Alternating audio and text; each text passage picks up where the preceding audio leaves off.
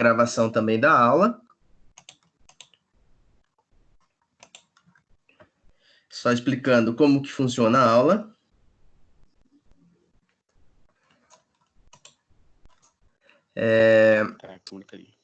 Aqui a gente vai ministrar a aula, vocês vão acompanhando os slides. Qualquer dúvida que vocês tiverem, vocês me chamam.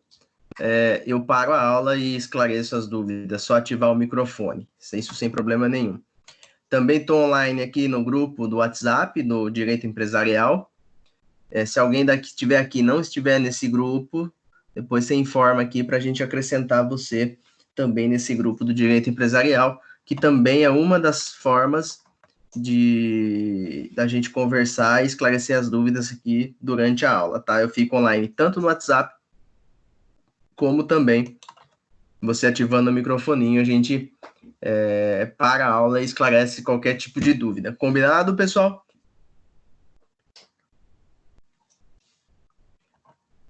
Sim. Beleza. Vamos lá. Vocês entregaram o trabalho, já corrigi quase todos os trabalhos, já estão separados, logo já estarei lançando as notas. Eu não sei se eu já lancei as notas de vocês, eu acredito que ainda não, mas logo eu já lançarei também as notas de vocês. Sentiu dificuldade em fazer o trabalho?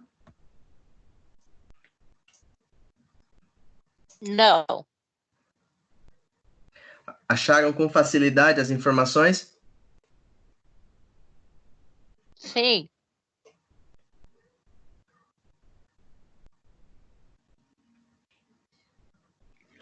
Muito bem. O que a gente tem de notícias essa semana? Notícia importante? Leme confirmou o caso de coronavírus. Leme confirmou o caso de coronavírus? Quantos casos tem em Leme? Um acho que está vivo e 2 já morreu. 2 já morreu. Certo. Qual notícia a mais que a gente tem importante dessa semana?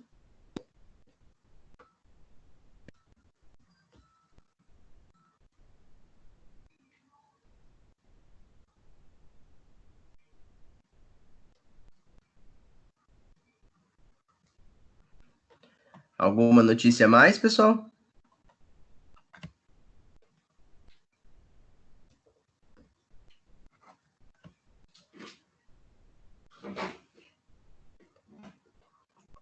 Tem também sobre a questão do secretário do Mandetta, né, professor? Eles tiveram uma coletiva hoje também falando sobre isso. Ele disse que só sairá acho que é Lobo, né, o nome do secretário dele. Falou que eles só vão conseguir sair se eles saírem juntos. Ele não vai aceitar um pedido de demissão dele. É isso aí. Então, uma crise aí com o ministro da Saúde, onde o presidente quer demiti-lo, mas não quer demiti-lo e não demite. E a gente fica no meio dessa confusão toda, porque o ministro, ele, pelo menos parece ser uma pessoa sensata, e segue rigorosamente o que diz a Organização Mundial da Saúde, enquanto o nosso presidente não pensa da mesma forma e fica nessa briga, onde só quem fica prejudicado somos nós, cidadãos brasileiros, com essa briga desnecessária entre o presidente e o ministro da Saúde. Outra notícia importante é que o STF hoje, o Supremo Tribunal Federal, deu amplos poderes para os municípios e para os estados nas medidas restritivas. Então, os governadores e prefeitos têm a possibilidade de criar medidas restritivas que acharem necessários para combater a Covid-19. Hoje nós também tivemos um recorde de 204 mortes em 24 horas, num total hoje já de 1.736 pessoas que perderam a vida nessa pandemia. Bastante coisa. O que mais que a gente tem de notícia?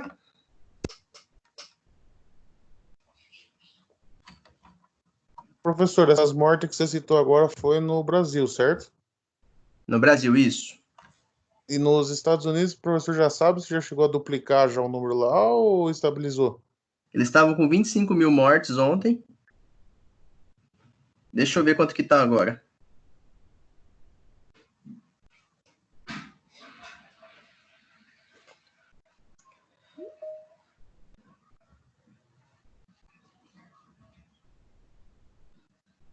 está com 27.967 mortos e 639 mil casos confirmados.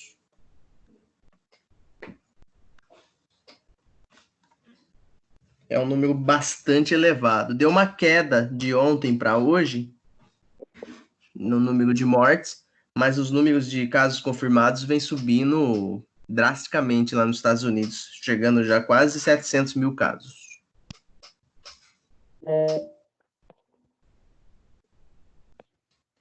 Olha, para vocês terem uma noção de como que está nos Estados Unidos, Nova York concentra 202 mil casos, sendo 17 mil casos, mais ou menos, recuperados, ou seja, as pessoas passaram pela Covid e se recuperaram, e a gente teve 10.834 mortos só em Nova York.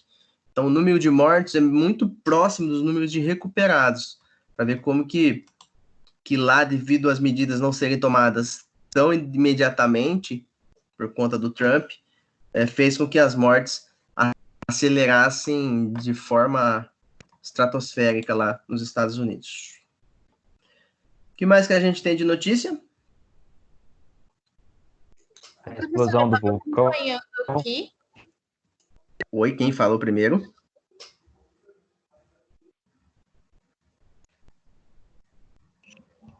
A erupção do vulcão. Erupção do vulcão, isso mesmo, também aconteceu essa semana. O que mais?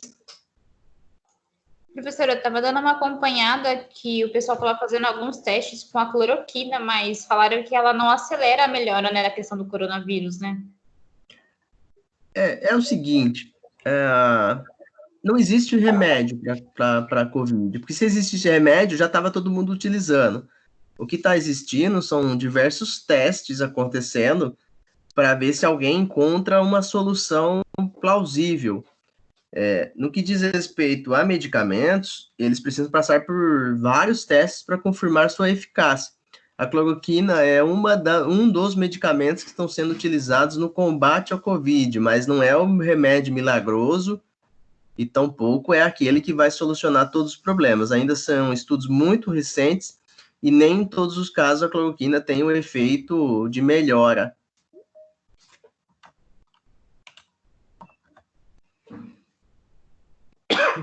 E a gente tem avançado também algumas vacinas, tanto na China como no Brasil e outros países também. Está todo mundo correndo para tentar encontrar a vacina que de fato coíba o Covid. Professor, mas como uma vacina consegue impedir um negócio tão forte que nem isso? Os estudos eles vão avançando e vão fazendo testes, encontrando uma substância que seja capaz de matar o vírus ainda no seu momento inicial, ou evitar que se tenha, né? Uma das vacinas mais comuns é você pegar anticorpos que foram criados de quem já teve, que criou anticorpos contra aquele vírus, e desse princípio faz as vacinas e multiplica elas.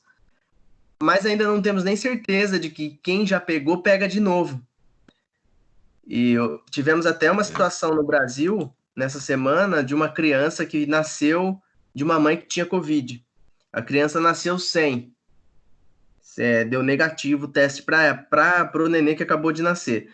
Isso demonstra que a Covid já não passa de mãe para filho, mas ainda é muito recente. Então, como é uma doença muito recente, não teve tempo suficiente para todos os estudos.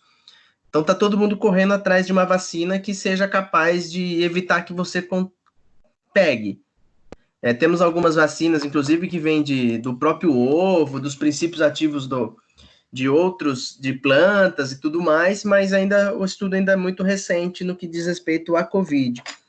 A princípio, o que a gente tem de recomendação é evitar aglomeração, para que a doença não se espalhe em alta velocidade, e tentando achatar essa curva para que a gente não entre em colapso no sistema de saúde, como já está entrando em colapso lá no Ceará, sistema de saúde, e no Brasil a gente está caminhando também para o colapso. Essa semana eu estava lendo na China tem muitos casos ainda de pessoas com Covid-19 que não se recuperaram. Então, eles entregaram pelo menos um contrato de risco de saúde, de risco de vida, se eles podiam fazer testes nessas pessoas. Pelo que eu vi, era 100 pessoas que eles iriam ficar fazendo testes até achar antídotos, curas, vacinas, essas coisas. Só que até agora ninguém da China reportou se os 100 caras estão vivos, se estão mortos. Eu li isso aí, se eu não me engano, acho que quinta-feira passada. Depois disso, até agora não foi mais dada nenhuma notícia. A última notícia que tem da China sobre isso é que eles avançaram na terceira fase dessa vacina. Então, em breve a gente deve ter alguma resposta. Inclusive no Brasil também foi autorizado 3 testes e agora o início dos testes em humanos com uma suposta vacina. Infelizmente temos que aguardar. Enquanto isso, não é uma realidade só do Brasil, uma realidade do mundo todo. Está o mundo todo em quarentena, está o mundo todo em isolamento social. Isso não é uma realidade só brasileira. E países como os Estados Unidos, a Itália, a própria China ainda estão muito receosos com a evolução da doença e como se preparar para ela, porque é uma velocidade tão rápida que a gente não está nem falando de se vai morrer ou não vai morrer se você pegar. A discussão é outra, a discussão é se a saúde vai conseguir te atender se você pegar.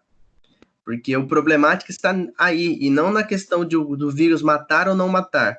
É que se você ficar sem atendimento, sua situação de saúde piora, e aí você não consegue se recuperar. E o que está acontecendo no mundo todo é que os casos são tão rápidos e em tão grande volume que o sistema de saúde não consegue atender e, por conta disso, que entra em colapso. E aí chega no momento que os médicos precisam escolher quem vai viver e quem vai morrer.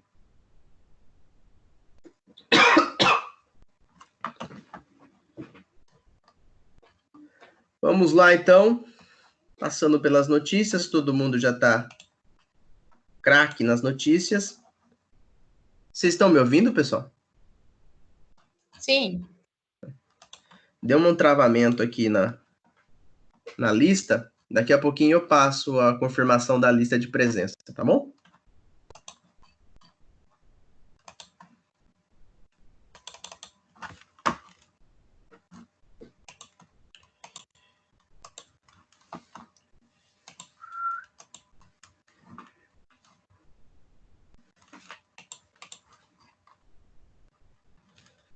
Uai, peraí.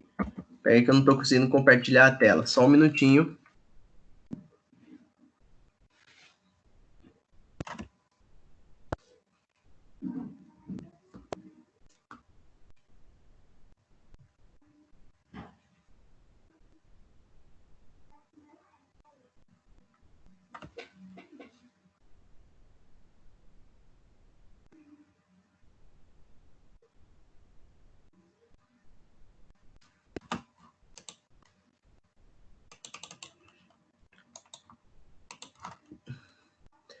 Pessoal, vocês estão me ouvindo? Rapidinho eu vou ter que reiniciar a sala. Fiquem online aqui que eu já vou reiniciar.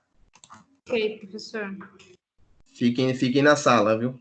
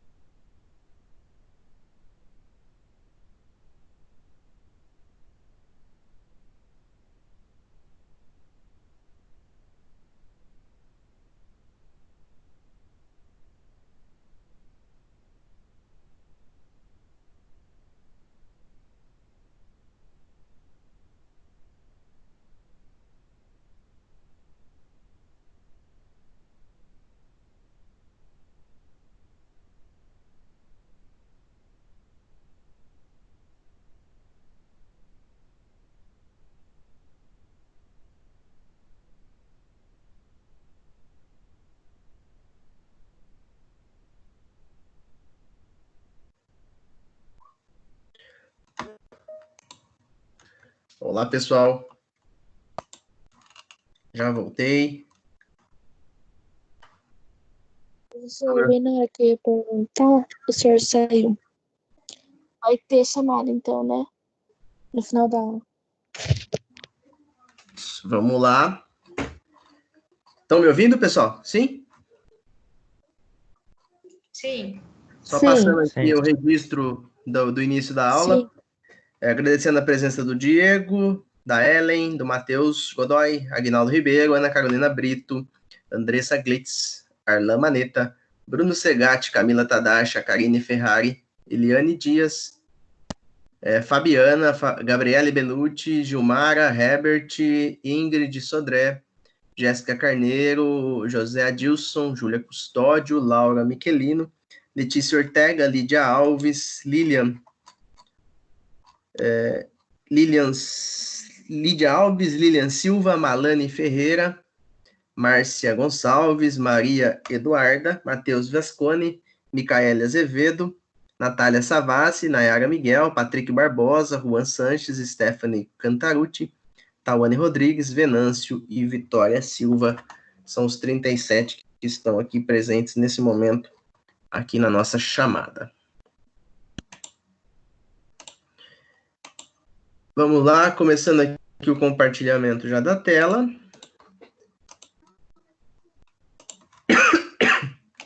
Todos estão vendo a tela? Sim. Sim. Sim, professor. Sim. Quer trocar uma peteca por um carro? Sim. Sim. Vamos lá então, pessoal. Lembrando o seguinte, a prova de vocês já está marcada. Vocês já receberam a data? Sim. Sim. Então, por isso que está essa animação total. A prova será no dia 29 de abril. Que a gente fará essa prova. A prova é bem tranquila, bem fácil, como são todas as minhas provas.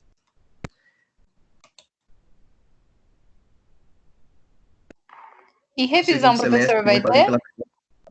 Então, vou falar já. Que vão fazer pela primeira vez a minha prova. Minha prova é fácil, tranquila e bem sossegada. Precisa trazer duas coisas para a prova. Primeiro, coragem. E segundo, um band-aid. Porque vocês vão chorar sangue.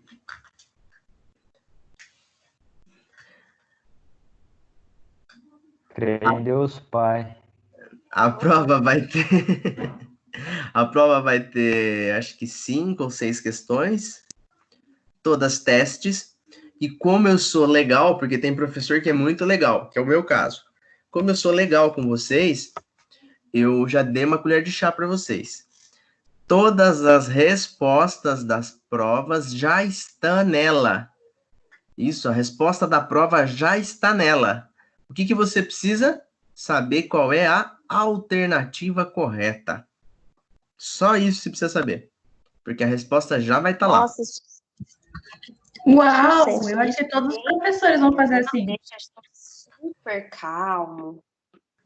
Ou vai estar lá todas as respostas. Você precisa saber o quê? Se é a letra A, se é a letra B, se é a letra C ou a letra D. Maravilha. Muito fácil. Nossa, Isso valeu mesmo. Isso é uma vantagem que vai ter na minha prova. Que as respostas já vão estar lá. O professor está aproveitando a quarentena e está virando piadista também? Está emendando já? Comediante. É que é tanta solidão na quarentena que não tem para quem ficar fazendo piada, só para os alunos. Ai, meu Deus. Nós que lute, né? Oi? Nós que lute para aguentar. Exatamente. Afinal, eu já tenho uma concorrência desleal com as lives. Inclusive, Micaele, você está assistindo a aula hoje ou está na live? Eu tô assistindo a aula, professor. Tá certo. É live de quem hoje? Eu nem sei, você acredita? Ah, bom. Conheço. Muito bem. Vamos lá, então. Hoje tá Lembrando forte. que minha live, como vocês já viram no começo da aula, ela está patrocinada hoje, também pela Brahma. Assim vocês ficam animados e deixa eu dar uma aula para vocês hoje de 5 horas seguidas e a gente vai bebendo e conversando aqui e vamos embora. Cadê a minha que não chegou ainda, professor? Não chegou Vai o quê, beber o Júlia? quê? A minha Brahma? Não chegou para você? Não? Nossa, deu algum erro de logística, então. Ah, entendi. Mas acompanha a live que vai chegar alguma coisa para você aí. Tá bom, então. E se alguém quiser fazer doação também, vocês fiquem à vontade. No final eu passo a conta bancária aqui minha. Aí vocês doam se vocês quiserem também, tá bom? Professor, eu posso passar minha conta também? Se vocês quiserem fazer doação, aí eu passo a conta, vocês fiquem à vontade também, tá bom? Vamos lá, vamos parar de piadinha. Afinal, eu sou um professor dos mais sérios que vocês têm. E a gente vai seguir com a matéria como deve ser. E com aquela alegria no rosto, porque essa matéria vai cair na prova. E é uma matéria muito fácil, muito fácil. E eu tava vendo as questões que eu vou dar para vocês na prova, é assim, é questão dada, para vocês tirarem nota. Quero só ver no dia mesmo. E Ô, professor, bem que na hora a gente podia fazer uma live, né? Aí a gente ia tirando dúvida com o professor durante as questões. então, no dia 29, eu vou entrar na live com vocês, antes da prova. Vai dar a abertura da prova, e eu vou continuar na live aqui. Nossa, sucesso! Só Deus, que nesse dia 29 é o dia que eu esqueço de tudo. Tava muito bom pra ser verdade. E outra, já vou avisar os alunos, tá? O sistema possibilita detecção de cola, viu? Quê? Ai, nós acreditamos mesmo. Professor. Cola. Não. E outra coisa, hein? Pessoal que tá mandando os outros alunos fazerem a prova por você vai detectar IP, hein? Mentira. Conversa, professor. Sabe por quê? Porque eles fazem o controle de acesso dos abas que vocês fazem.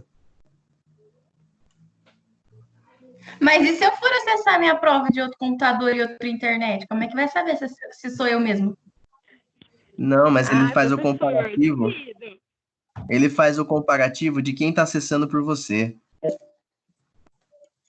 Mas e se for uma... não acredito, não. Não tem como. Por que você está pensando em fazer isso? Não está entendendo. A Anhanguera contratou o sistema da NASA agora para fazer prova. Não, o sistema da NASA não. Mas tem várias detecções de fraude, viu? Cuidado para vocês não caírem em alguma. Professor, quer saber um sistema muito bom da Anhanguera? É só você não pagar o boleto, que o sistema é ótimo. Agora paga o boleto para você ver se o sistema vai ser bom. Nossa, adorei. É o mesmo sistema que vai usar na prova. Ô, professor, a gente vai ficar feliz se o sistema funcionar. Não precisa nem detectar nada, não. Se ele estiver funcionando, tá bom. E outra coisa também. Exatamente, porque eu fiquei sabendo que é uma tentativa só. A minha internet é maravilhosa. Tô vendo na hora que bugar, e aí já foi uma tentativa. É uma tentativa só, e as respostas vocês não vão encontrar da minha prova, vocês não vão encontrar em lugar nenhum. Vocês vão ter que saber a matéria. Que legal. Vamos lá. Aula 6.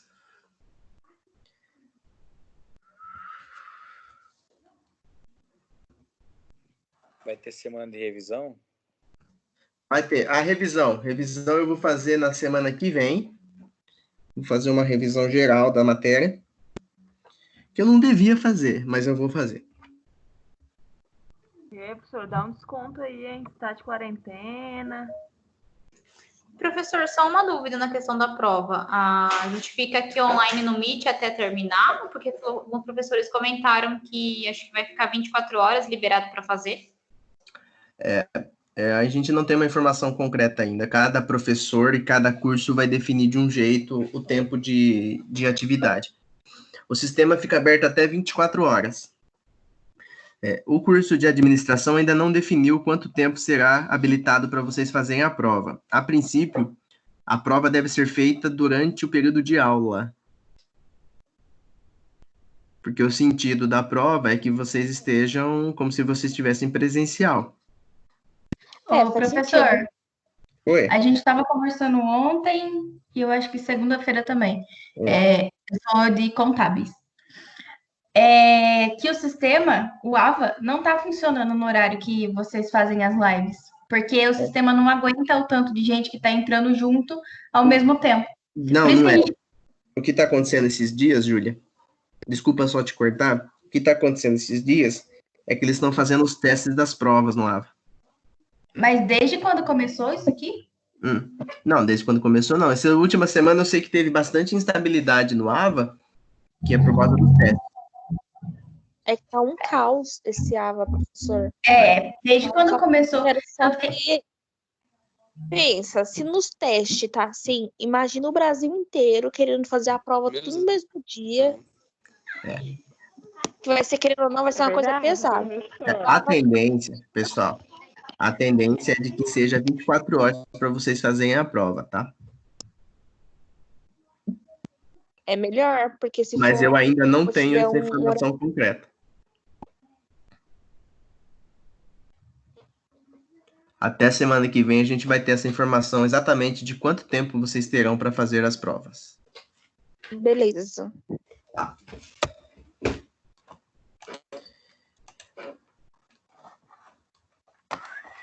Vamos lá, então, da propriedade industrial. Tá todo mundo vendo o slide? Sim. Sim. Sim. Vamos lá, então, da propriedade industrial. Semana passada que a gente aprendeu um pouquinho de direito bancário, agora a gente vai aprender um pouquinho da propriedade industrial. Propriedade industrial, ela está dentro de um outro subitem que é chamado de propriedade intelectual.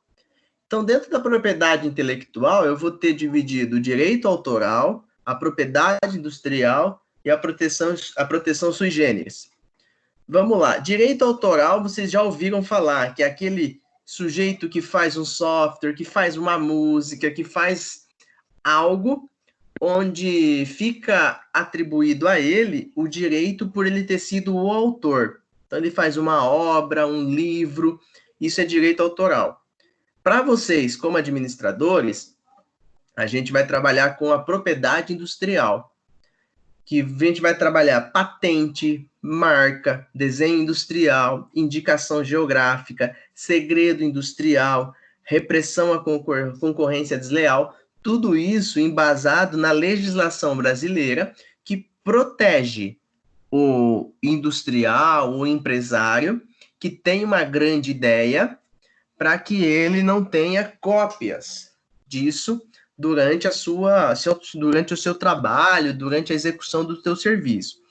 Então, se você aí inventou alguma coisa, ou então mudou a forma de utilizar determinado produto, tudo isso precisa ser registrado, para que no registro você tenha essa proteção industrial, que se alguém fizer algo com aquele item que está patenteado por você, ele deve pagar direitos sobre o uso daquilo, e você, inclusive, pode proibir o uso daquilo.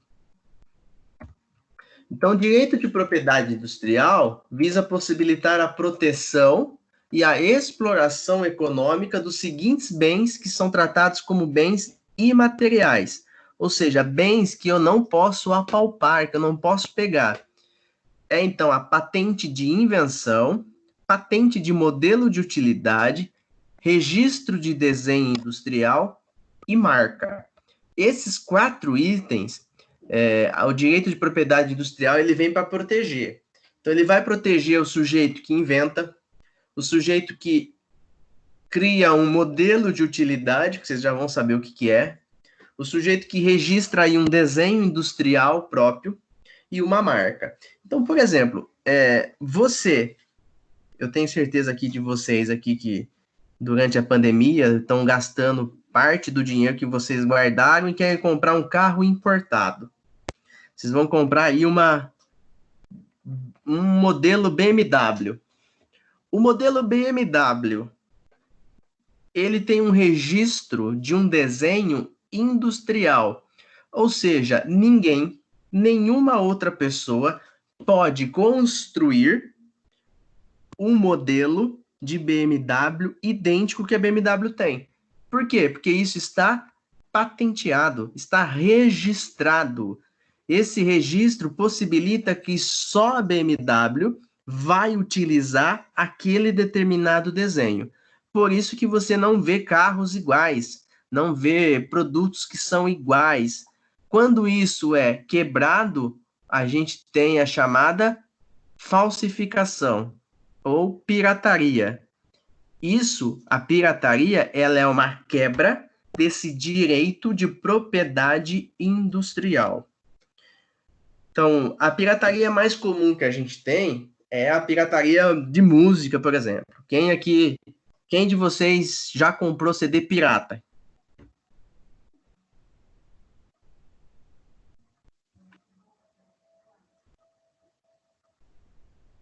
Alguém já comprou CD pirata?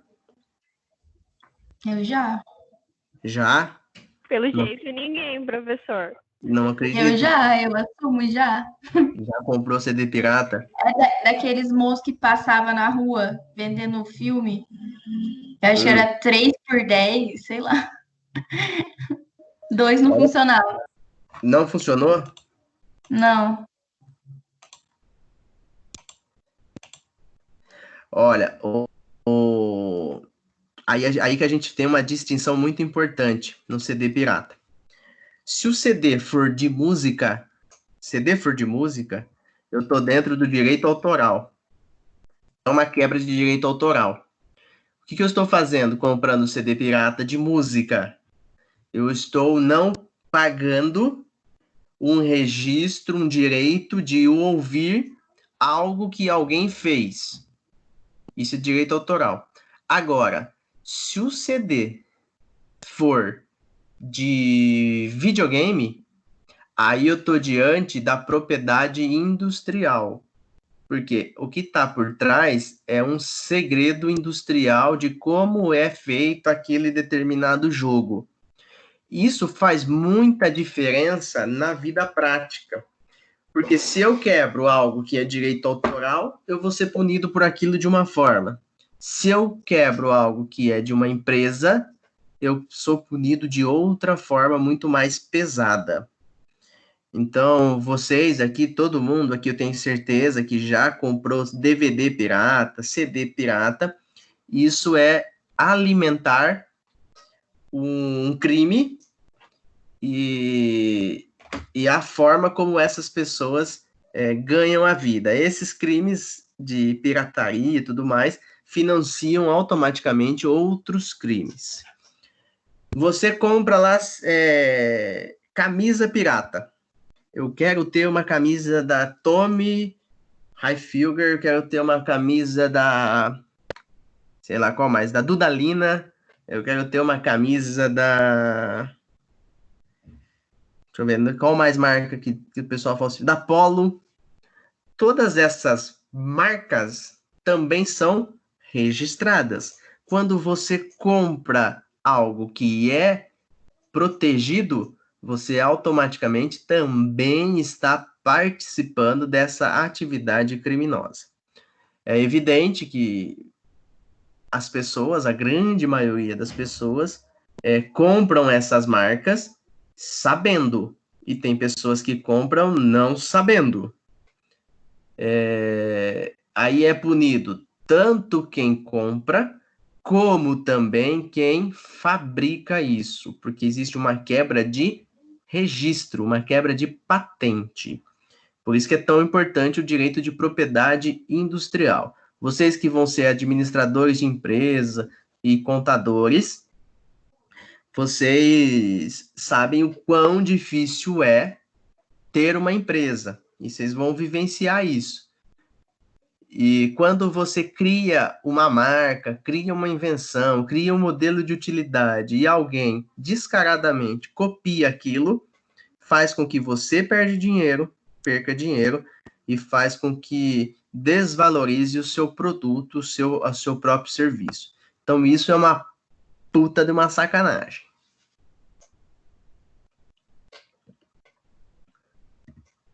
Então vamos lá, passando aqui para patente de invenção. O que é uma patente de invenção?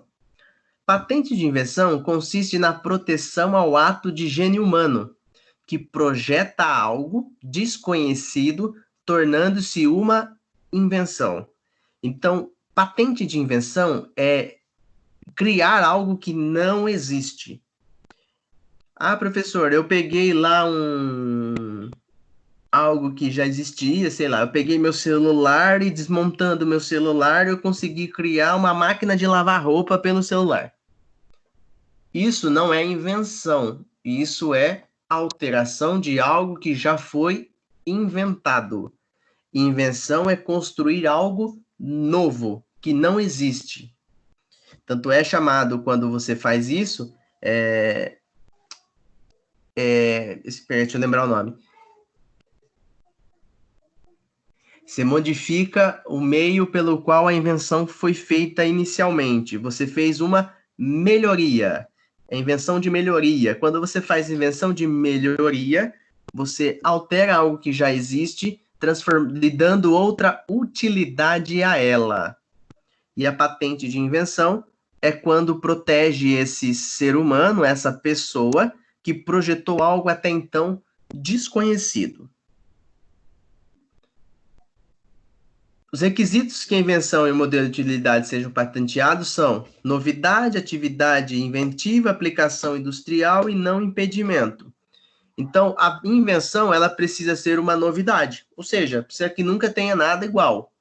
Precisa ter uma atividade inventiva, ou seja, o inventor precisa dar uma atividade que criou, ele precisa demonstrar qual foi a atividade que ele fez para criar aquilo. Ele precisa de uma aplicação industrial. Ou seja, aquela invenção dele precisa ter uma aplicação na indústria para que seja feito outros modelos daquilo. E não pode ter nenhum tipo de impedimento para que seja produzido mais daquilo que foi inventado. O modelo de utilidade, por sua vez, ela consiste no desenvolvimento de um objeto de aplicação industrial que traga melhores condições de uso ou fabricação de um produto. Então, o modelo de utilidade desenvolve algo, às vezes, que até já existe, mas eu aplico ele dentro da indústria.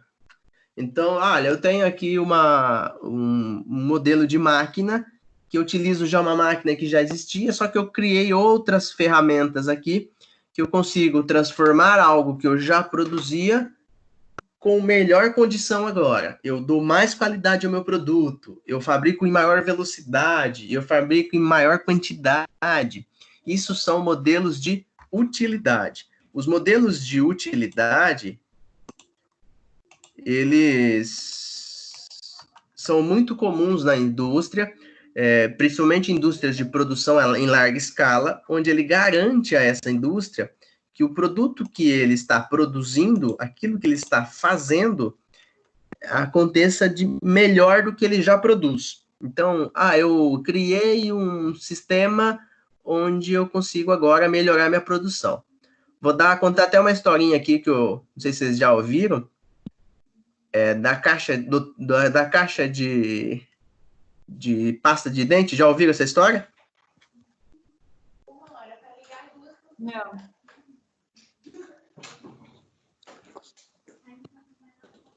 Não? Nunca ouviram? Vamos lá, caixinha de pasta de dente. Essa é uma história real.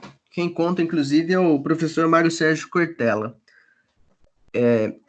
Existia ali em Campinas uma empresa que produzia pasta de dente. O que ela fazia? Ela produzia pasta de dente, o tubo de pasta de dente. O tubo de pasta de dente passava pela esteira.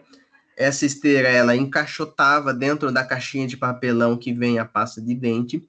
E essa pasta de dente entrava numa caixa para ser separado posteriormente. Dava muito problema nisso. Muitas vezes a pasta de dente vinha, não entrava dentro da caixa, a caixa ia para outro setor, a caixa chegava vazia na hora de encaixotar, e daí que percebiam, aí tinha que parar a produção, e tira aquela caixa vazia, volta para trás, enfim, perdia-se muito tempo. Percebendo essa dificuldade, a empresa resolveu contratar uns engenheiros de outro país para detectar formas dessa caixa de papelão não ir para o setor de encaixotamento sem a pasta dentro, sem o tubo de pasta dentro. Então, eles criaram um sistema, gastaram milhões de reais para criar um sistema de sensor, onde diante do peso que passava, encostava nesse sensor, demonstrava que não tinha o peso necessário, aí vinha uma máquina, parava a máquina, empurrava aquela caixa de papelão para fora e continuava a produção. Até aí tudo bem, tudo muito bonito, funcionando. Nisso, os resultados da empresa demonstrou que o que tinha de perda de tempo em torno de 20% caiu para 5%.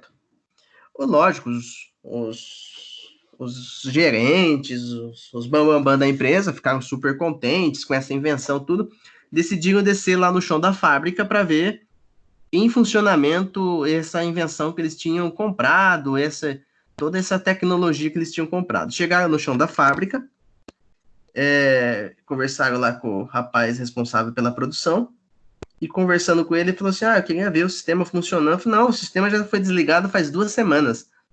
Mas como assim foi desligado faz 2 semanas? Então, os resultados melhoraram em 2 semanas? Pois é, aquele sistema dava muito problema. Quando chegava a caixa, acionava o sensor, parava a máquina, ficava uma confusão aqui, aí vinha o negócio, jogava para fora, nunca tinha caixa, um saco embaixo para segurar esse daí que não tinha sido utilizado. Enfim, uma confusão generalizada. Então, o que a gente decidiu? A gente fez uma vaquinha aqui, cada um deu R$5, a gente comprou um ventilador. Pusemos ele na esteira, então eu deixei ele ligado. A caixa que for vazia, o ventilador joga para fora. O que isso significa? Que os próprios funcionários, ao perceber a necessidade de produzir mais, eles mesmos criaram um modelo de utilidade. Eles desenvolveram um modelo de utilidade para quê? Para aplicar na indústria e melhorar as condições de fabricação. Isso é modelo de utilidade. Então, você pega algo que já existe e faça a aplicação nele dentro da aplicação industrial. Entenderam o que é um modelo de utilidade?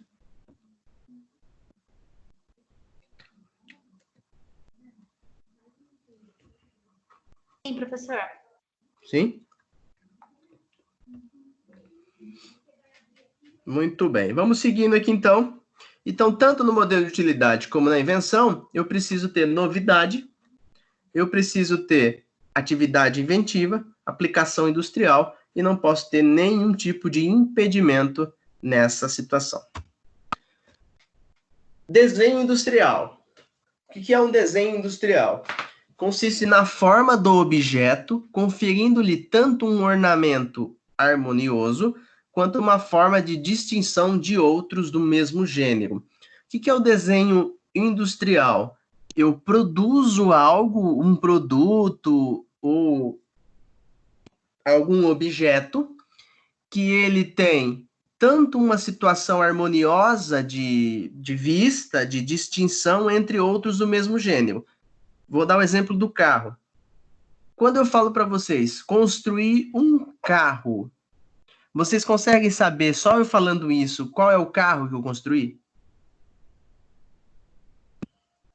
Não.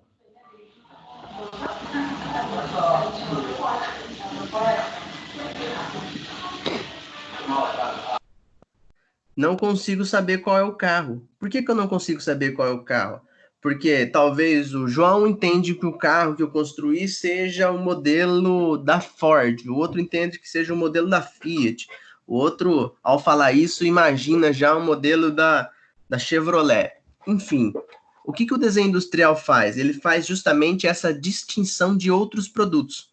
Então, qualquer veículo, ele tem um desenho próprio. E por que ele é desenhado dessa forma? É porque o engenheiro lá gostou do desenho? Gostou do formato? Também, mas muito mais que isso, existe um estudo por trás. Então, na questão do carro, por exemplo, vai ter estudo de aerodinâmica, vai ter estudo de velocidade, vai ter estudo de peso, vai ter estudo de posições de farol, vai ter estudo de posições onde fica o motorista, quantos passageiros leva, se o motor é compatível com a carroceria, para que eu não tenha problema no deslocamento. Enfim, existe todo um estudo por trás. Então, esse estudo todo que está por trás, para que eu chegue num modelo, seja um modelo de embalagem, um modelo de carro, um modelo de avião, enfim, não importa o modelo, existe um estudo por trás.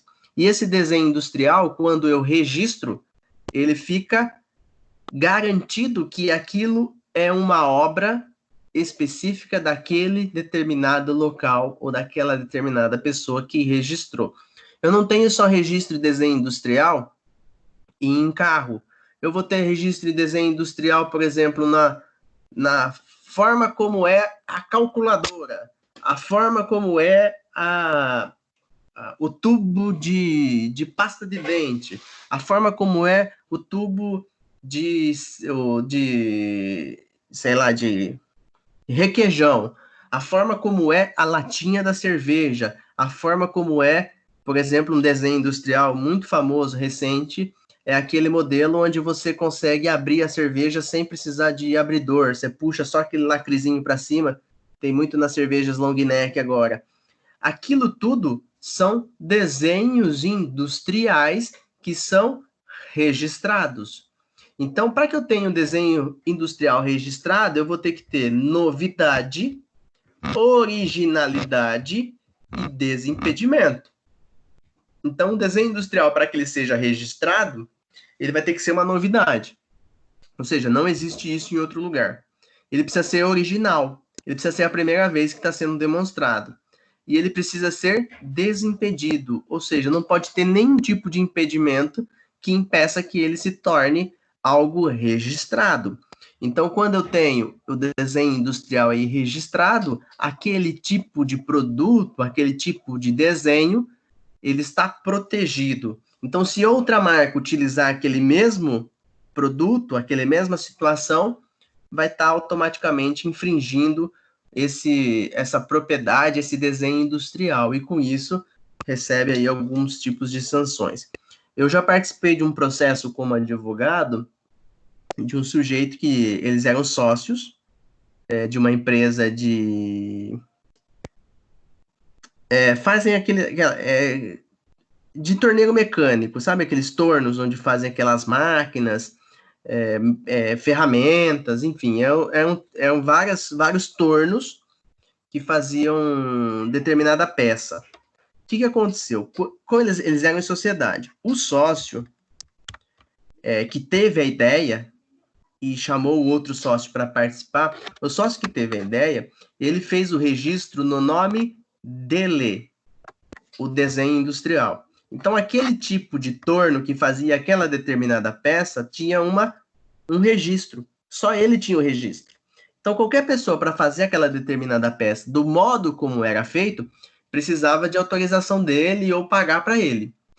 Quando eles separaram a sociedade, por conta de uma briga entre eles, cada um abriu um continuou com a mesma empresa e o outro, que tinha o dono do registro, abriu uma empresa concorrente. Ao abrir a empresa concorrente, ele percebeu que o antigo sócio dele utilizava o mesmo molde, a mesma máquina, a mesma forma de produção daquele produto. Como ele tinha o registro, ele ingressou numa ação judicial para impedir que ele utilizasse o registro e para que ele ressarcisse aquele primeiro que fez o desenho da utilização sem pagar os royalties necessários.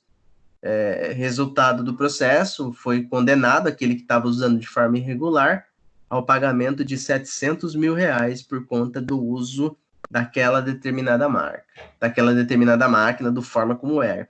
Então, o desenho industrial, ele vem, quando você faz o registro, ele vem justamente proteger essa pessoa que criou esse tipo de desenho. Muito comum nessas empresas que fazem máquinas, que fazem ferramentas, que fazem cortes específicos de determinados produtos, a grande maioria delas tem essa patente de desenho industrial, esse registro do desenho industrial, para garantir a proteção do produto que ela mesma vende. E o outro item, entender o desenho industrial, pessoal?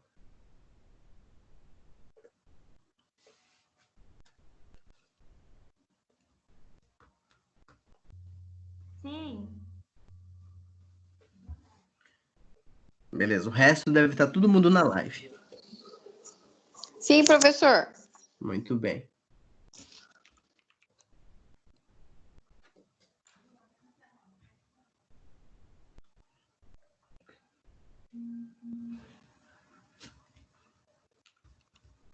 Vamos lá, continuando então. O outro item é a marca. Marca muito mais comum na nossa vida hoje em dia, a marca, consiste em uma representação simbólica que possibilita a identificação de um produto ou serviço, entre outros que sejam similares, podendo ser um signo, um símbolo ou mesmo um ícone referente àquela determinada marca. Para que uma marca possa ser registrada como tal, os requisitos são novidade relativa, não impedimento e não colidência com marca notória. Então, eu preciso ter uma novidade, mesmo que seja relativa com aquilo, ou seja, não precisa ser uma novidade em específico, mas aquele tipo de desenho precisa ser uma novidade. Não impedimento, ele não pode ter nenhum tipo de impedimento para a criação daquela marca, e não pode colidir com outra marca já existente de forma notória. Então, quando a gente vai criar uma marca e vai registrar essa marca, é muito comum para empresas maiores, empresas menores acabam fazendo logomarcas e logotipos, registrando uma marca, acaba nem registrando como deve ser registrada a marca, acaba utilizando aquilo e, às vezes, sorrateiramente, acaba perdendo isso por não ter feito o registro. Então, a marca, ela é uma identificação, é aquilo que a gente identifica o produto. Por exemplo, quando você olha uma Coca-Cola, você sabe, escrito, mesmo que esteja escrito outra coisa, que não seja Coca-Cola, mas com as letras que a Coca-Cola usa, você automaticamente já identifica a marca. Por quê? Porque é uma marca notória, é uma marca que incute na cabeça das pessoas, porque a gente vê isso praticamente todos os dias. Então, quando você faz o registro da marca, não sei se vocês já perceberam, aparece aquele Rzinho circulado pertinho da marca. Aquilo lá é que dizer que aquela marca ela é registrada. E por ser registrada, ninguém pode utilizar aquela marca.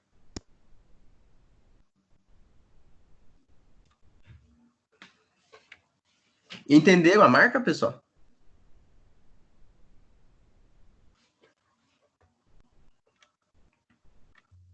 Sim. Sim, professor. Sim, professor. Sim. Beleza.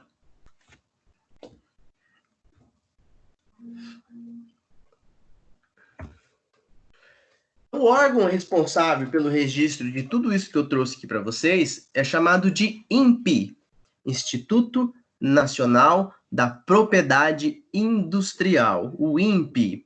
Criado em 1970, o INPI é uma autarquia federal que tem como objetivo o aperfeiçoamento, a disseminação e a gestão do sistema brasileiro para concessão e garantia aos direitos da propriedade intelectual para a indústria.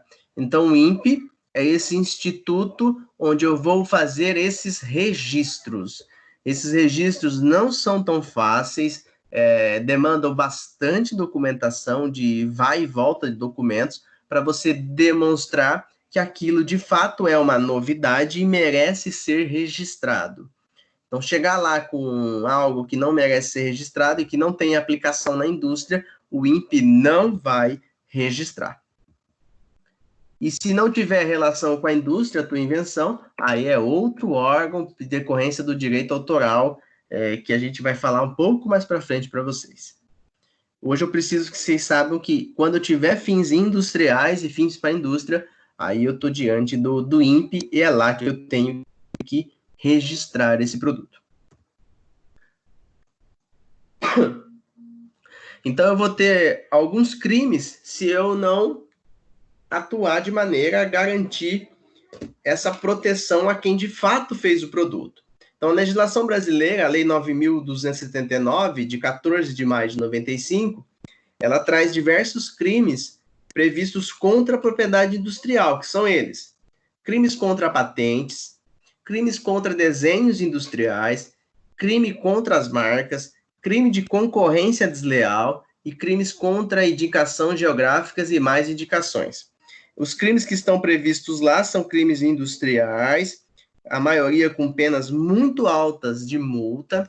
Então, utilizar dessas situações, tanto de uma patente, de um desenho industrial, de uma marca, ou por meio de concorrência desleal, ou indicação geográfica, que a gente vai ver um por um agora daqui para frente, você comete o crime e as multas são bem altas e bem rigorosas para que evite e desestimule as pessoas a praticarem esses tipos de crimes.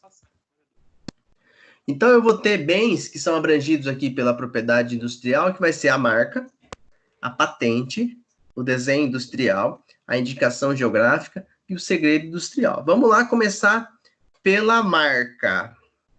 O que é a marca? Marca é a representação simbólica de uma entidade, qualquer ela que seja, algo que permite identificá-la de um modo imediato, como, por exemplo, um sinal de presença, uma simples pegada.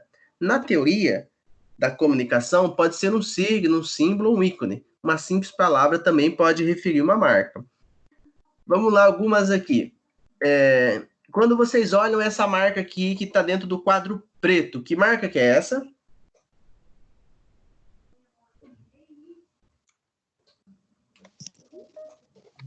Nike. Da Nike. Da Nike. Como que vocês sabem que é da Nike se não está nada escrito? Porque é a Nike. Símbolo, professor. Porque é um símbolo? Mas como que você sabe que isso é Nike?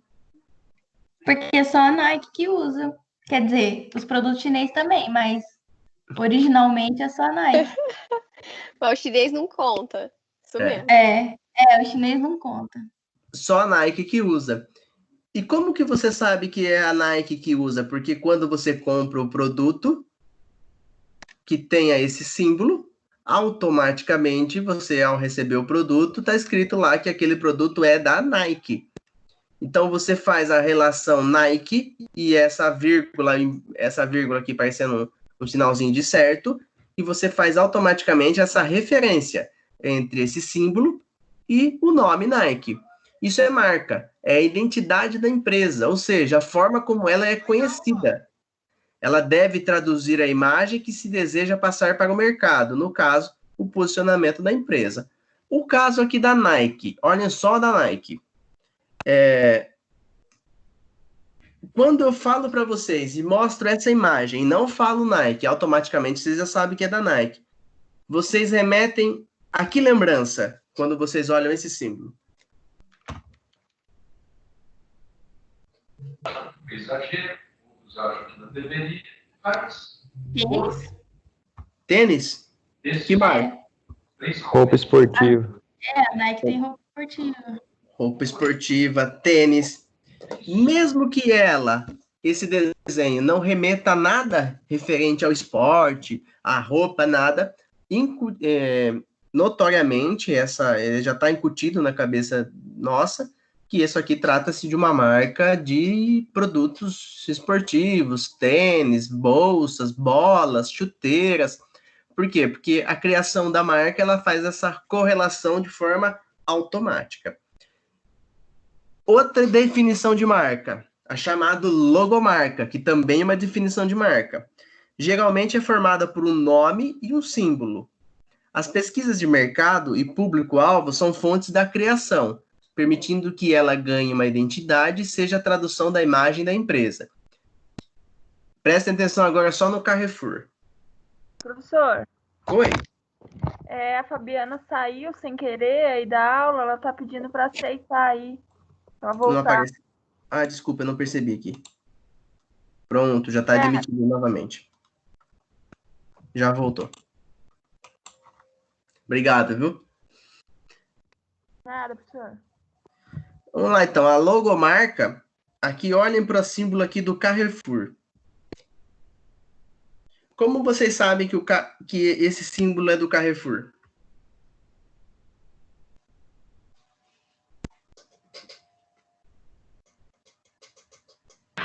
Tá escrito Carrefour. Tá escrito Carrefour.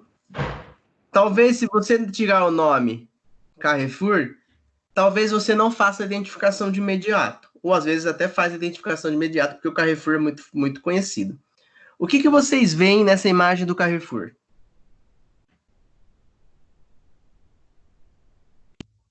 Um C. Um C? Aham. O que mais que dá para ver nessa imagem do Carrefour?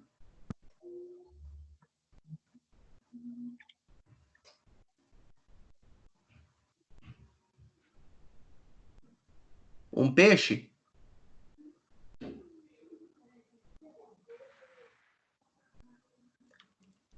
Uma seta? Ai, depois que enxerga o C, não enxerga mais nada. Pois é, isso. Ele está na França, né? Na Quinta Avenida, não é, professor? Isso. O Carrefour, ele é uma logomarca que ele tem justamente para gerar essa confusão mental.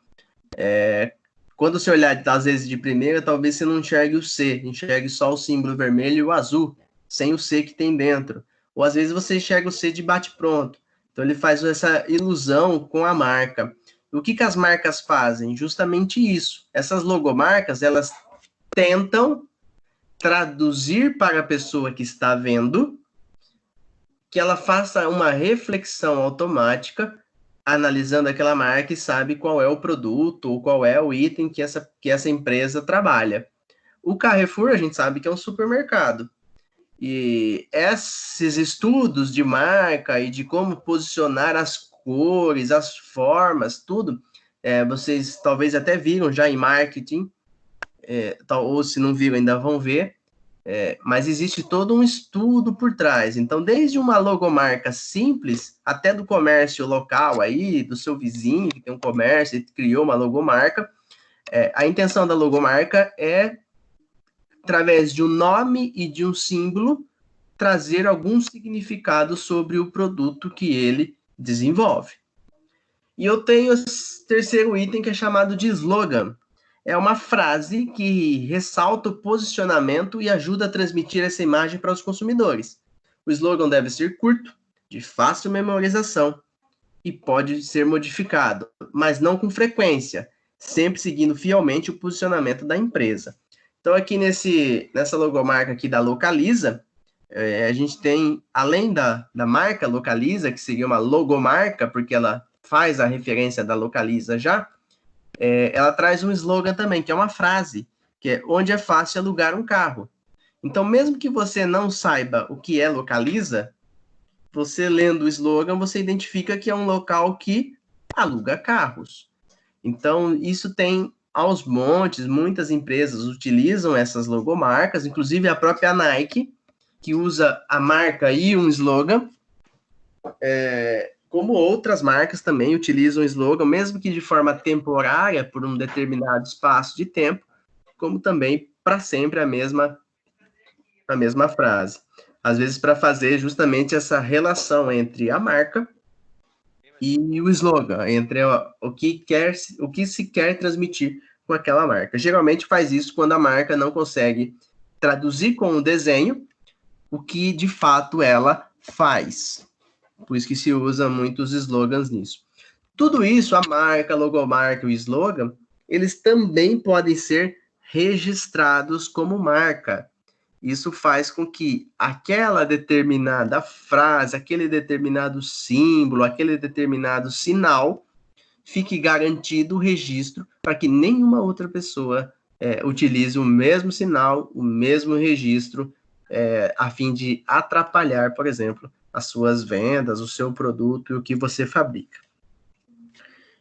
Entenderam aqui como que é a definição de marca e como ela é protegida?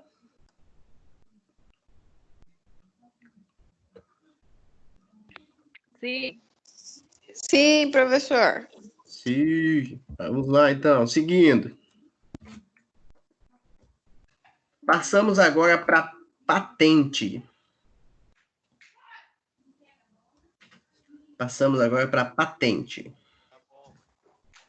Patente é um título de propriedade temporária sobre uma invenção ou modelo de utilidade, outorgados pelo Estado aos inventores ou autores ou outras pessoas físicas ou jurídicas detentoras de direitos sobre a criação.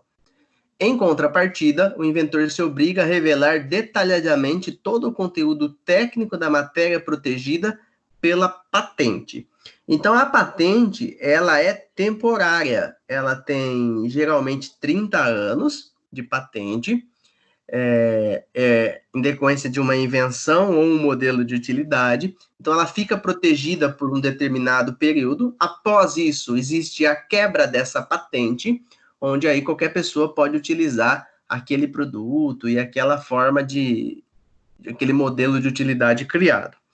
Então, só que para você registrar a patente, você é obrigado a revelar detalhadamente todo o conteúdo técnico da matéria protegida pela patente.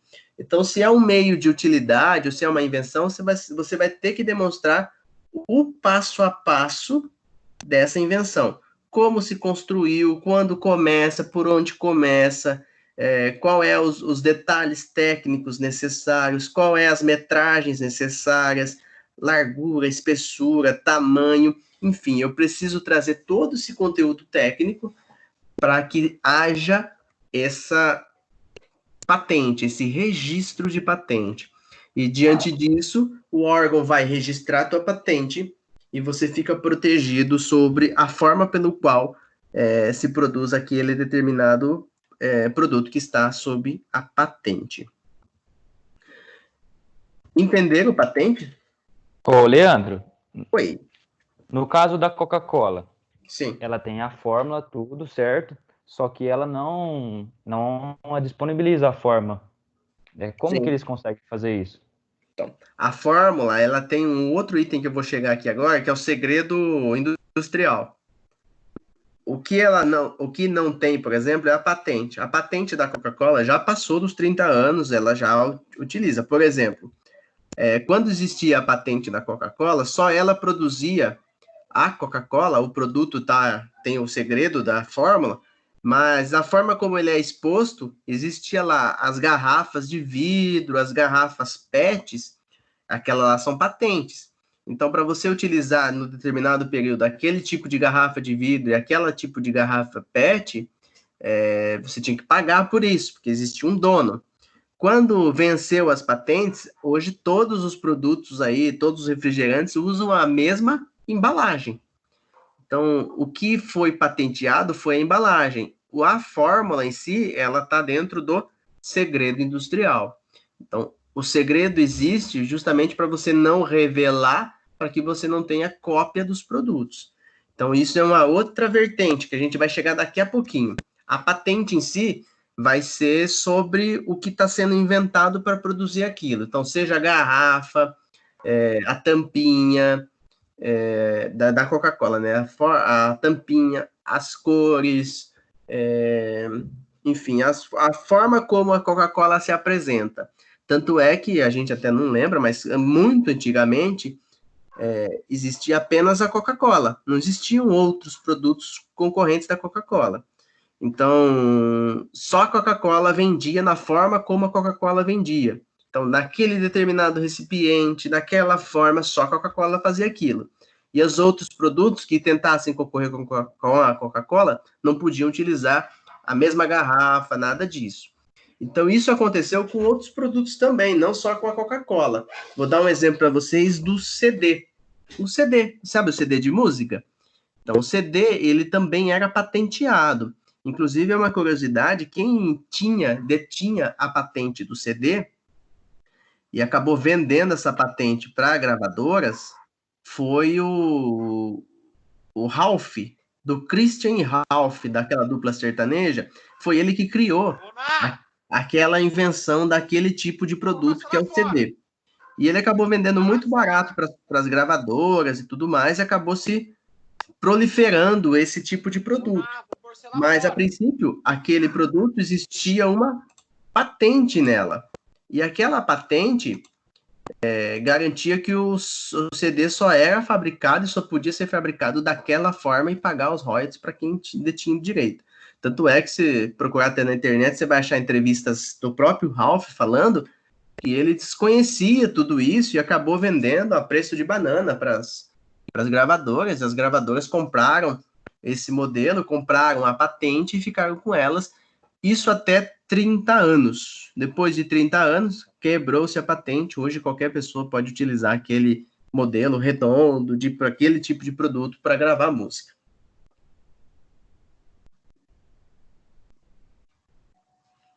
Alguma outra dúvida de patente?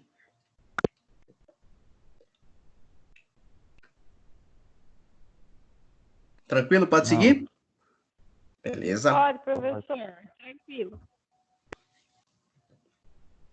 Registro de desenho industrial.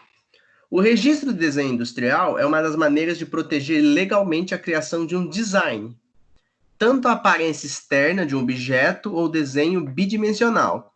É que o objeto ou padrão precisa ter a possibilidade de ser reproduzido industrialmente. Por conta disso, não pode ser um produto artesanal ou apenas artístico.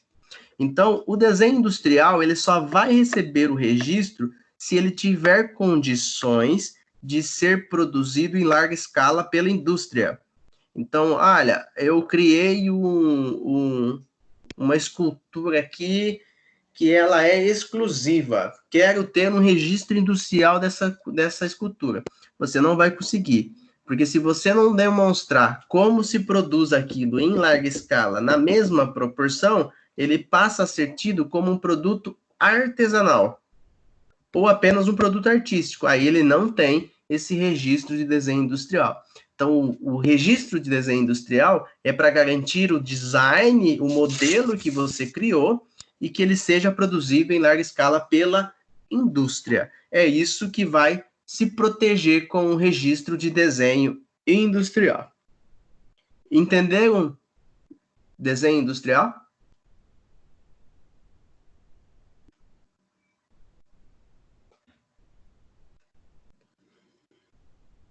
Sim. Se eu perguntar a diferença na prova, que é fácil perguntar isso na prova, a diferença de registro industrial, de patente, de marca, vocês vão saber diferenciar um do outro? Sure. Sim.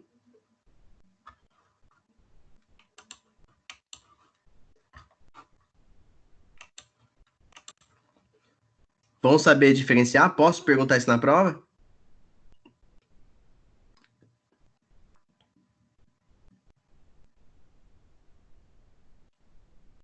Sim, professor. Pode perguntar que a gente vai acertar ela. Tá, mas eu não vou perguntar isso porque tá aqui nos slides. Eu vou perguntar algo mais aprofundado para vocês não olharem os slides para responder, tá bom? Ah, professor, mancada, hein? Vamos lá, próximo item. Indicação geográfica. Indicação geográfica é o reconhecimento na forma de um registro concedido pelo INPE a uma região geográfica que se tornou conhecida ou apresenta vínculos relativos à qualidade e características com o produto ou serviço. Vou dar alguns exemplos aqui de indicação geográfica.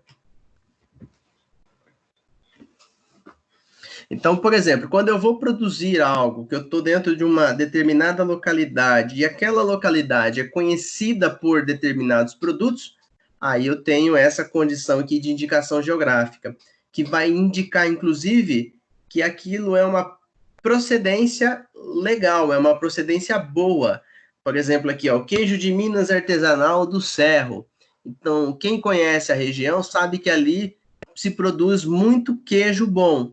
Então, eu colocar essa condição dentro do meu produto faz com que se alavanque essas vendas. Então, tem um produto lá no Vale dos Sinos, Vale dos Vinhedos, é essa indicação de procedência. Café do Cerrado, Goiabeiras, Norte Pioneiro do Paraná, que produz café também, Alta Mogiana, indicação de procedência de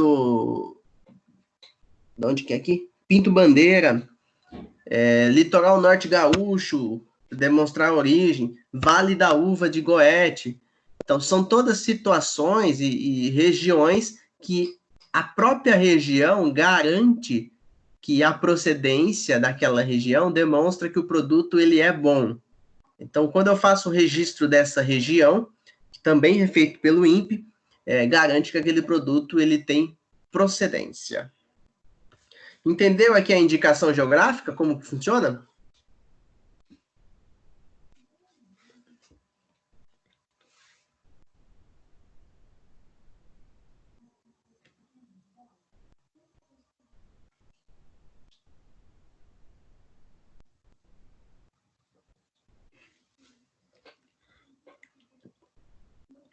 O silêncio eu vou entender como sim.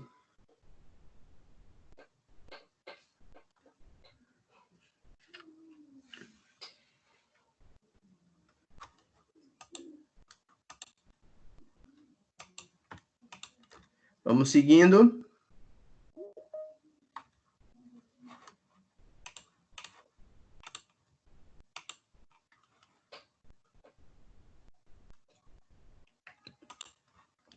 Então, entendeu aqui a indicação geográfica. Eu vou seguir aqui.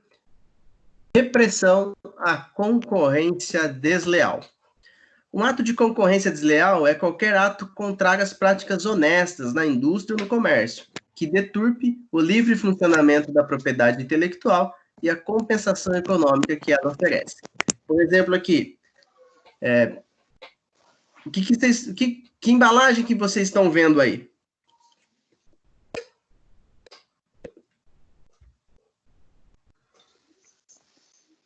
Muito parecido com a Coca-Cola. Muito parecido com a Coca-Cola. Então, se você, ao olhar o produto de forma rápida, você pode se confundir com a Coca-Cola, não se confunde? Sim. Justamente porque utiliza o produto da mesma cor, a tampinha da mesma cor, a embalagem usa o mesmo vermelho da Coca-Cola, o que tem de mudança é apenas a escola. Para a pessoa normal, ao olhar o produto, ela gera até uma confusão. Ela acaba, às vezes, pegando o produto sem saber que não está levando o produto que ela gostaria, que seria a Coca-Cola. Isso é concorrência desleal, porque ela utiliza de práticas não muito honestas para que gere uma confusão no consumidor e, diante da propriedade intelectual que tem a proteção, ela ganha dinheiro em cima disso por essa confusão.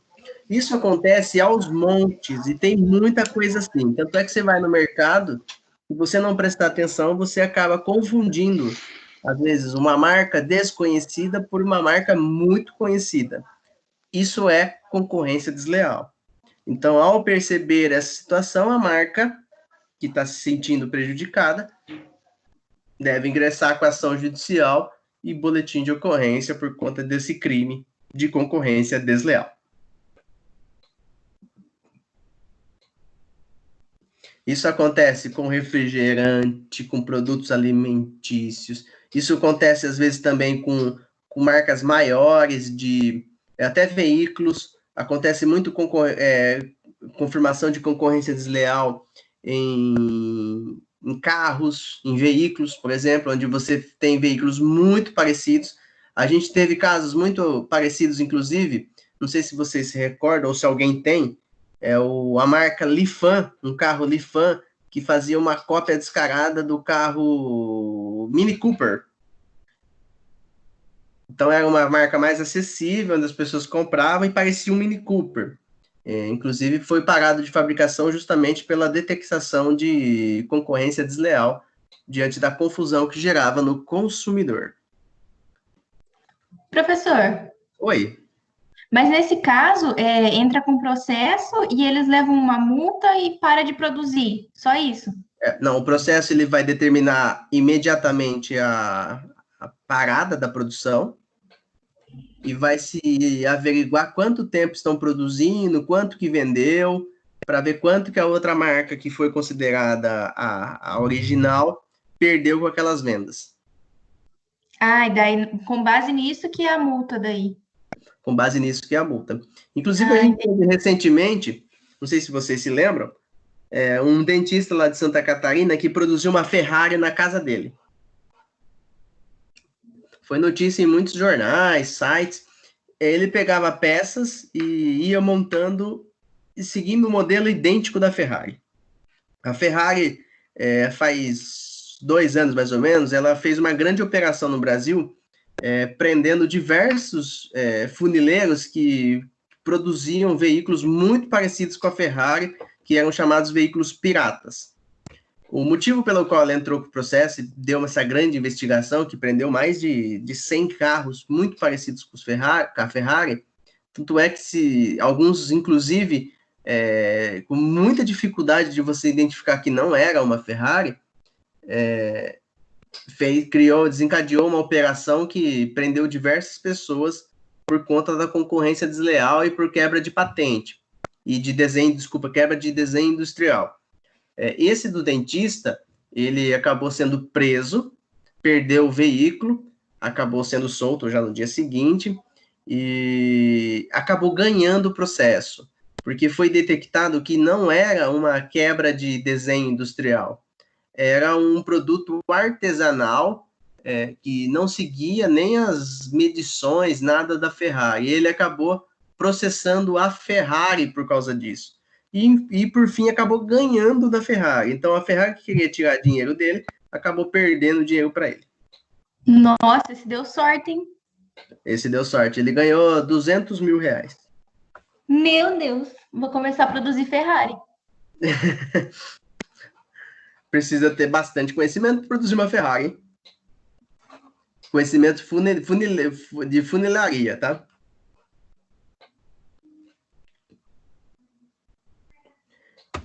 E o segredo industrial, que foi até o colega perguntou da Coca-Cola. Segredo industrial são dados e conhecimentos privilegiáveis de uma determinada empresa e classificados como confidenciais, as quais preenchem os requisitos de novidade, confidencialidade e avanço competitivo. Então, o que é o segredo industrial?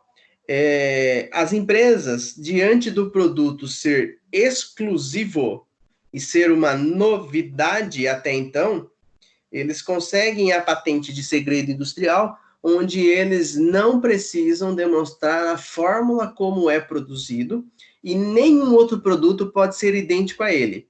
Então, se surgir algum produto idêntico a ele, e se você tiver o segredo industrial, você pode proibir a produção de outro produto. Aqui tem alguns exemplos de produtos que têm o segredo industrial, ou seja, não é repassado a fórmula de como é feito. A Coca-Cola, o Guaraná Antártica, a Chanel, a Häagen-Dazs, aqui, que é um sorvete muito caro, inclusive, o whisky aqui, Red Label, são todos produtos que têm segredo industrial por trás. Tanto é que é o seguinte, você nunca viu nenhum produto no mercado que seja idêntico à Coca-Cola e não seja Coca-Cola. Ah, mas tem aquele refrigerante que não sei o que cola, mas pode experimentar que não é igual à Coca-Cola. Agora eu pergunto para vocês, na tecnologia que nós temos hoje, é possível saber a fórmula da Coca-Cola?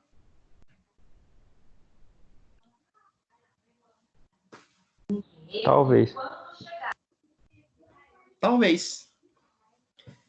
E por que ninguém produz algo idêntico à Coca-Cola?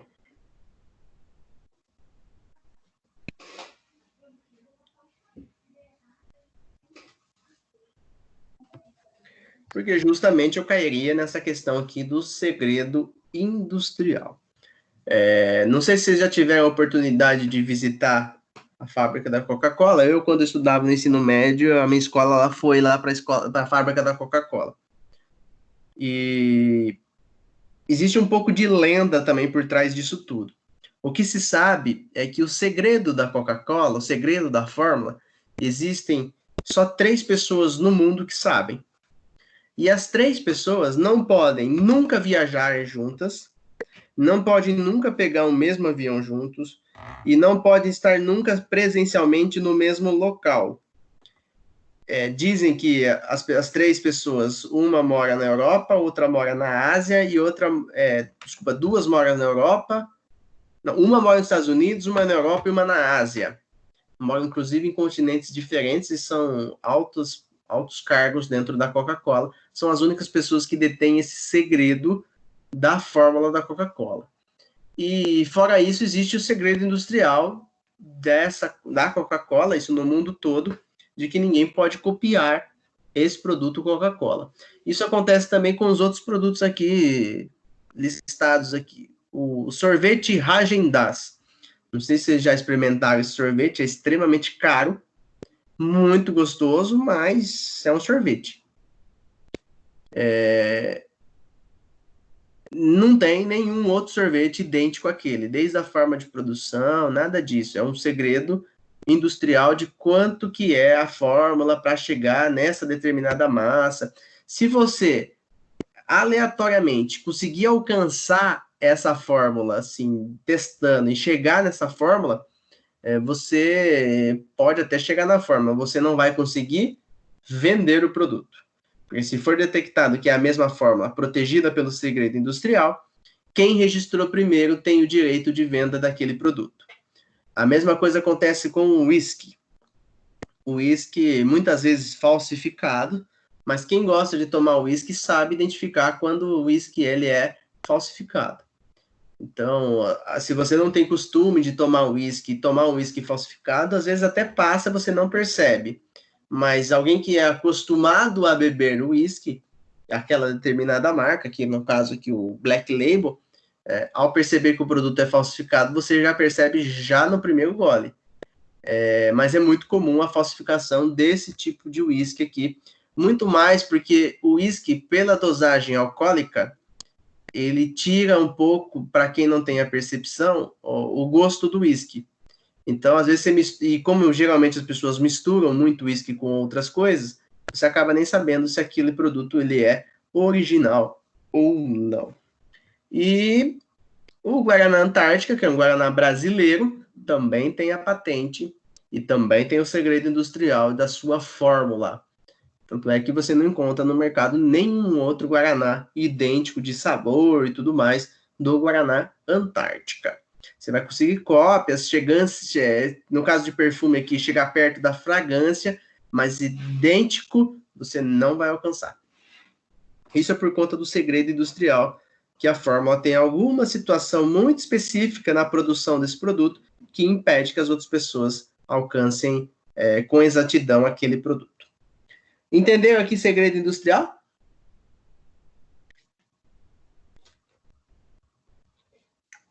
Sim.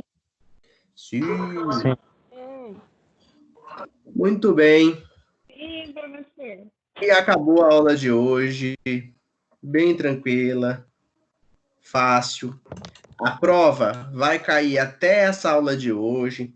Então, se você já quer começar a estudar, que você está ansioso para começar a estudar, pode começar a estudar já, vai até essa aula de hoje de patentes, aqui de propriedade industrial. Semana que vem eu devo fazer um resumão com vocês.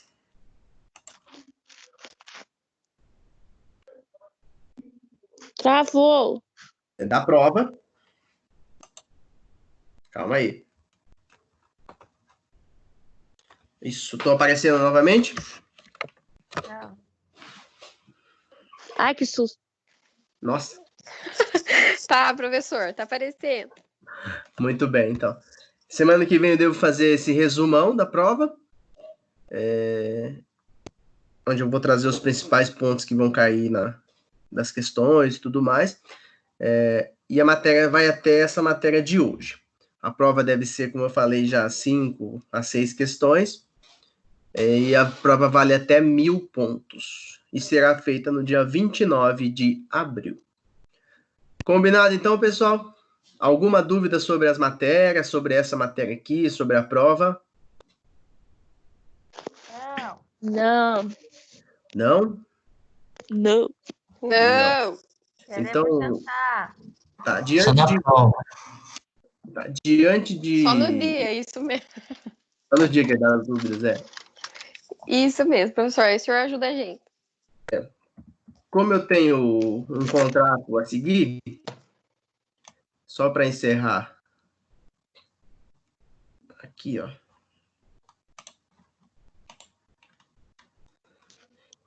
E que para vocês não ficarem tristes, então só para encerrar a transmissão, agradecer aos patrocínios, a todos os patrocínios que acompanharam essa nossa live, apesar de não ser 5 horas de live, mas... Ei, professor, não chegou não minha cerveja, viu? Tá Acho bom. que erraram o endereço. Devem ter errado o endereço, viu? Não é costumeiro eles errarem dessa forma, tá bom? Só agradecendo a presença de todos, registrando a presença aqui do Diego Armando, da Ellen Olímpio, Matheus Godoy, Aguinaldo Ribeiro, Ana Carolina Brito, Andressa Glitz, Arlan Maneta, Bruno Segatti, Camila Tadacha, Karine Ferrari, Eliane Dias, Fabiana, Gabriele Belucci, Gilmara, Herbert, Ingrid, Sodré, Jéssica Carneiro, José Adilson, Júlia Custódio, Lauro Michelino, Letícia Ortega, Lídia Alves, Lilian Silva, Luiz Fernando, Malane Ferreira, Márcia Gonçalves, Maria Eduarda, Matheus Vasconi, Micaele Azevedo, Natália Savassi, Nayara Miguel, Patrick Barbosa, Juan Sanches, Stephanie Cantarucci, Tawane Rodrigues, Venâncio e a Vitória. Agradeço a presença de todos. Fico à disposição de vocês, tanto pelo e-mail, como pelo grupo do WhatsApp, como também pelo WhatsApp aqui. Vocês fiquem à vontade. E até a semana que vem, se Deus quiser. Um grande abraço a todos. Se cuidem, fiquem em casa. E até a semana que vem. Tchau, tchau. Tchau, professor. Obrigada. Tchau.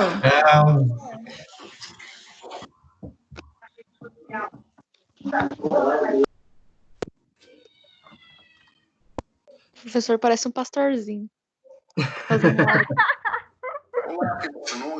Tô ouvindo, viu? Tchau.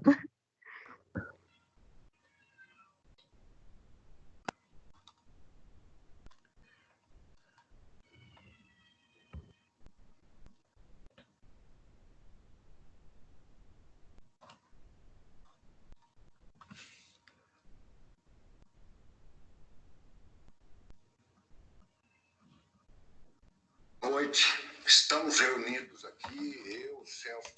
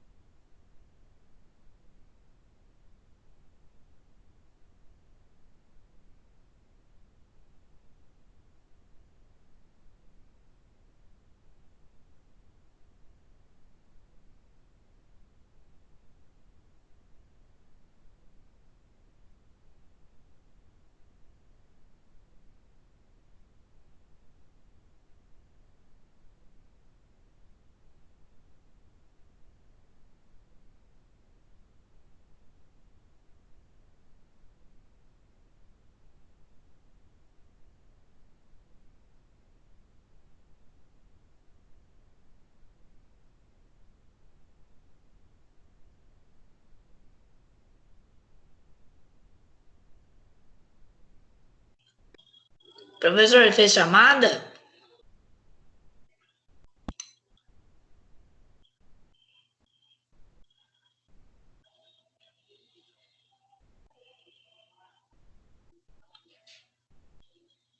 Fez chamada já?